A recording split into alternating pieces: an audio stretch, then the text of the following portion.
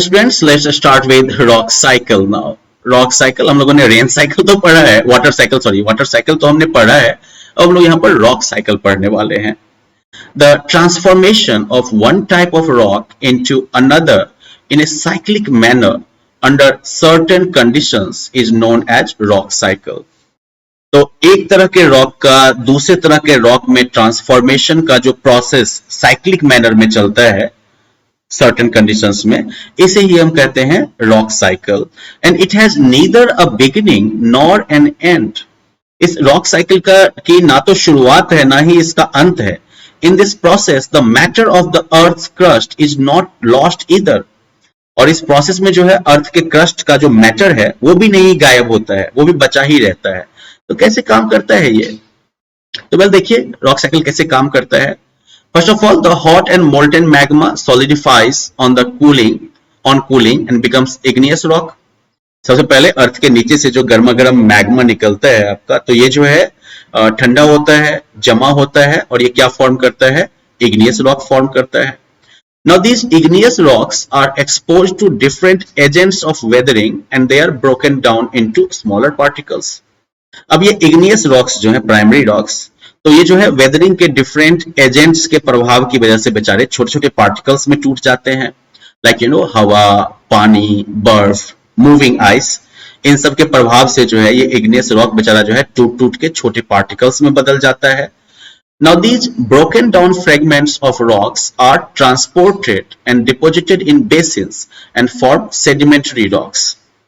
अब ये जो टूटे हुए जो फ्रेगमेंट्स हैं, छोटे छोटे कण हैं रॉक्स के, ये जो है हवा के साथ, पानी के साथ ट्रांसपोर्ट होते हैं और फिर जो है रिवर या ओशन वगैरह के बेसिन्स में जाकर जो है, यानी कि जो भी डिक्लाइन वाला नीचे गड्ढा वाला एरिया होगा उसमें जाकर ये जमा होंगे और यहाँ पर जमा होकर ये क्या फॉर्म करेंगे? सेडिमेंटरी रॉक्स जो है ये फॉर्म करेंगे यहाँ पर।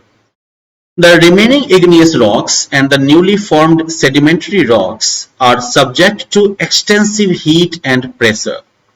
अब जब ये चाहे बचा हुआ इग्नियस रॉक हो या नया बना हुआ ये सेडिमेंटरी रॉक हो, तो उसके ऊपर भी तो फिर नया नया लेयर जो है वो जमता चला जाएगा। तो उस वजह से जो है ऊपर से प्रेशर धीरे धीरे काफी ज्यादा पड़ेगा, राइट। दूसरी तरफ अर्थ के नीचे से हीट तो जनरेट होता ही है, इधर से हीट भी जाएगा और इस तरीके से जो है ये सेडिमेंटरी या फिर इग्नियस रॉक्स जो है वो किस में बदल जाएगा? मेटामॉर्फिक रॉक्स में बदल जाएगा। Now the metamorphic rocks, which are still under great heat and pressure, melt down to form molten magma. अब ये मेटामॉर्फिक रॉक्स जिनको हमने खोद के नहीं निकाला है, तो वो जो है अभी भी जो है काफी ज्यादा हीट और प्रेशर में रहेंगे, तो उस वजह से वो दोबारा मेल्ट कर जाएंगे और मेल्ट करके क्या फॉर्म करेंगे? फिर वो मैग्मा। फिर यही पिघला हुआ मैग्मा जो है फिर ठंडा होगा और फिर से इग्नियस रॉक बनाएगा। तो इस तरीके से पूरा का पूरा साइकिल चलता रहा कि नहीं। ऊपर आके इग्नियस रॉक टूट के जमा हुआ तो क्या फॉर्म किया?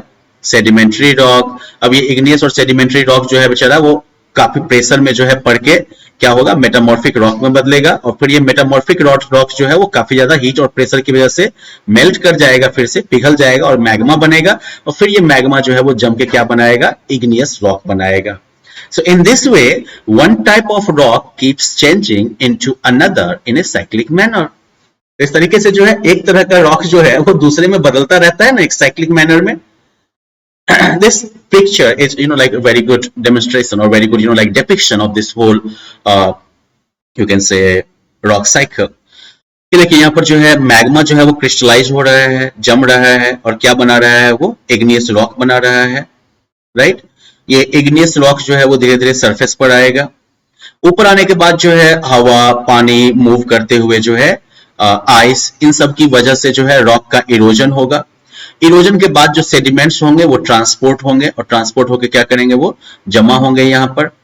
धीरे धीरे जो है वो ऊपर पे जमा होने वाले सेडिमेंट्स के नीचे दबते चले जाएंगे। अब ये सेडिमेंटरी रॉक्स वगैरह जो है ये काफी ज्यादा प्रेशर में पड़ के क्या बन जाएंगे? मेटामॉर्फिक रॉक्स बनेंगे। ये मेटामॉर्फिक रॉक्स जो है फिर काफी ज्यादा प्रेशर और हीट की वजह से मेल्ट करके फिर से क्या करेंगे? मैग्मा बनाएंगे और ये मैग्मा फिर से जो है क्रिस्टलाइज होके इग्नियस रॉक बनाएगा। So that is how the rock cycle keeps working. So overall इस चैप्टर में हमने ये पढ़ा कि अर्थ जो है वो 3 कॉन्सेंट्रिक लेयर्स में डिवाइड किया गया है, क्रस्ट, मेंटल और कोर। क्रस्ट जो है वो अर्थ का आउटर मोस्ट लेयर है, सबसे बाहर वाला लेयर है। मेंटल जो है वो मिडल लेयर है जो कि 2900 किलोमीटर थिक है, और अर्थ का मैक्सिमम मास जो है वो सबसे ज्यादा मास जो है वो यहीं लोकेटेड है। कोर जो है वो अर्थ के सेंटर में जो है मौजूद है, और इसमें ये जो है अर्थ का इनर मोस्ट लेयर फॉर्म करता है, जिसका कि दो हिस्सा है, inner core and outer core. Rocks जो होते हैं ये मिनरल्स से बने होते हैं। तीन तरह के रॉक्स होते हैं, igneous rocks, sedimentary rocks and metamorphic rocks. In rocks के डिफरेंट यूजेस को भी हमने देखा था, राइट। और रॉक का जो एक टाइप से दूसरे टाइप में एक साइक्लिक मैनर में जो ट्रांसफॉर्मेशन चलता रहता है, this is called rock cycle. So with that we are ending this chapter, right.